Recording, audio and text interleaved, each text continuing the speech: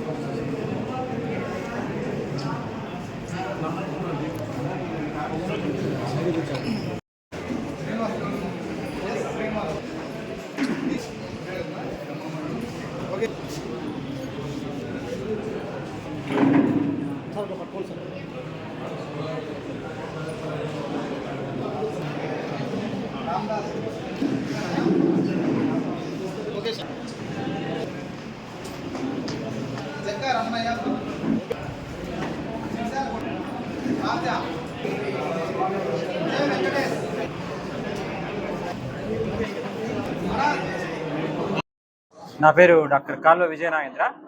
ఈరోజు ఈ సమావేశం సందర్భంగా హర్ష హెల్త్ కార్డ్ అని ఒకటి ఇష్యూ చేస్తున్నాము చేనేత కార్మికులకి. ఈ చేనేత కార్మికులు అంటే ఒక పద్మశాలి సంఘంలో ఉన్న వాళ్ళకు కులం ఒకటే కాదు, ప్రతి చేనేత కార్మికులు దాని అనుబంధ కార్మికులు అందరూ ఏ కులం అయినా ఏ మతమైనా ఎవరికైనా అందరికీ ఈ హర్షాస్ మల్టీ స్పెషాలిటీ హాస్పిటల్ నుంచి హెల్త్ కార్డ్ ఇష్యూ చేస్తున్నాము. దాంట్లో దాదాపుగా 35 నుంచి 40% రాయితీలతో వాళ్ళకి ఆరోగ్యపరంగా మేము సేవలు అందించడానికి ముందుకు వస్తున్నాము. ఇది ప్రతి ఒక్కరూ చేనేత కార్మికులు వాటి అనుబంధ సంస్థలు అందరూ ఉపయోగించుకొని వాళ్ళ ఈ హెల్త్ సర్వీసెస్ తీసుకోవాలని ఆశిస్తున్నాం. దాదాపు ఈరోజు 30 నుంచి 40 కార్డులు పంచినాము.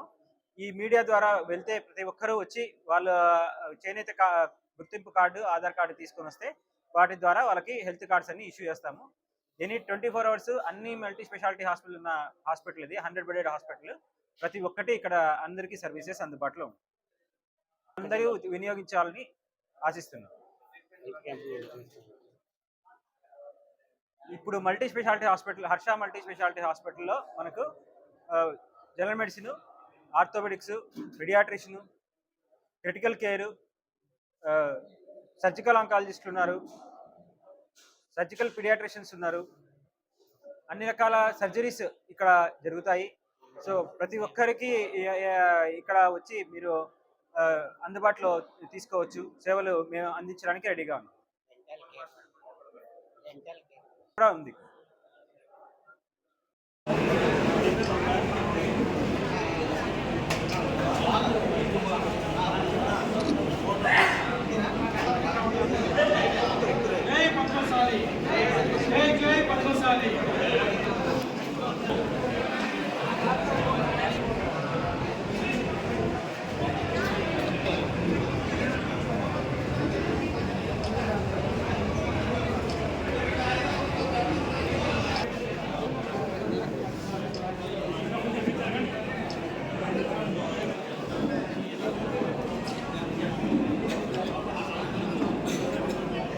చెప్పి ఎవరు మాట్లాడకండి.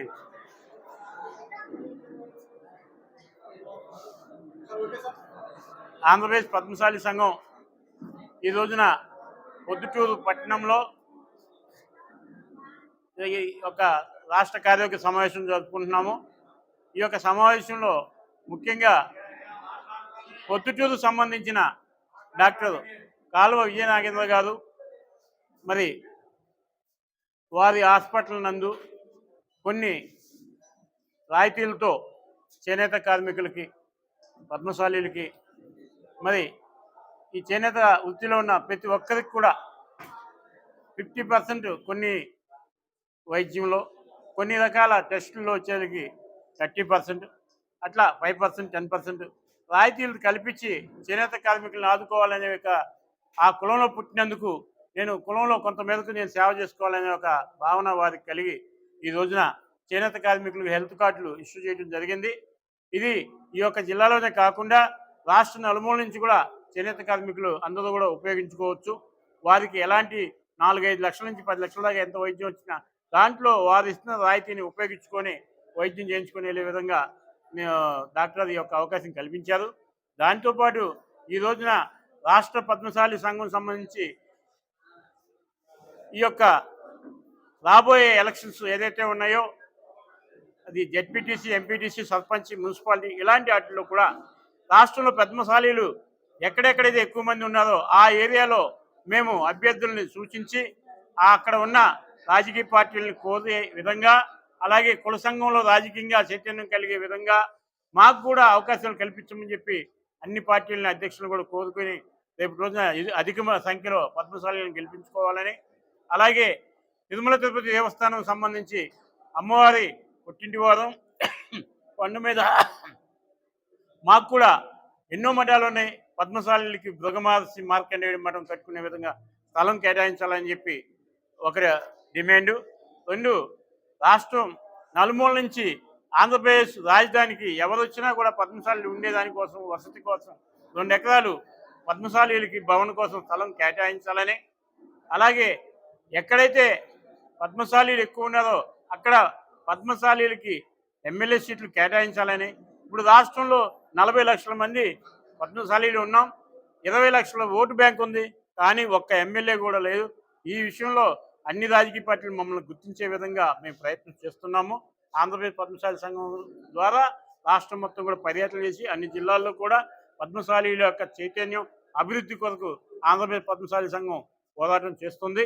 అలాగే ఈ రోజున ఆంధ్రప్రదేశ్ కాకుండా దేశం మొత్తం మీద కూడా పద్మశాలీలు అందరూ కూడా ఒకే కమిటీ ఉండాలనే ఒక ఉద్దేశంతో ఆల్ ఇండియా పద్మశాలి సంఘం ఒకటి ఈ రోజున ఇక్కడి నుంచే ప్రారంభించడం జరుగుతుంది.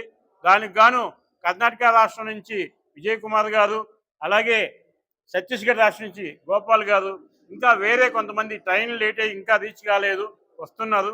మరి అట్లాగే గుజరాత్, మహారాష్ట్ర, అట్లాగే కేరళ, తమిళనాడు అందరితో కూడా మాట్లాడించాము. అందరూ కూడా అంగీకారం తెలిపారు. ఈ యొక్క పద్మశాలి ఆల్ ఇండియా పద్మశాలి సంఘం ఈ రోజున ఇక్కడ ప్రారంభించి దీన్ని అడాక్ కమిటీగా ఈ రోజున కొంతమందిని రాష్ట్రానికి ఇద్దరు తీసుకొని ఇక్కడి నుంచి అన్ని రాష్ట్రాలు పర్యటన ముగించుకొని 2 నెలల కాల పరిధి తర్వాత ఢిల్లీలో ఒక పద్మశాలి సమావేశం ఆల్ ఇండియా పద్మశాలి సంఘం అక్కడ జాతీయ అధ్యక్షుడిని ఎన్నుకోవడం జరుగుతుంది. ఈ యొక్క జాతీయ అధ్యక్ష ఎన్నుకున్న తర్వాత సంఘ రిజిస్ట్రేషన్ ఇవన్నీ కూడా ఢిల్లీలోనే జరుగుతాయని చెప్పి, ఢిల్లీ కేంద్రంగా ఈ యొక్క ఆల్ ఇండియా పద్మశాలి సంఘం పనిచేస్తుందని చెప్పి రాబోయే కాలంలో ఈ ఇందు మూలంగా తెలియజేస్తుంది.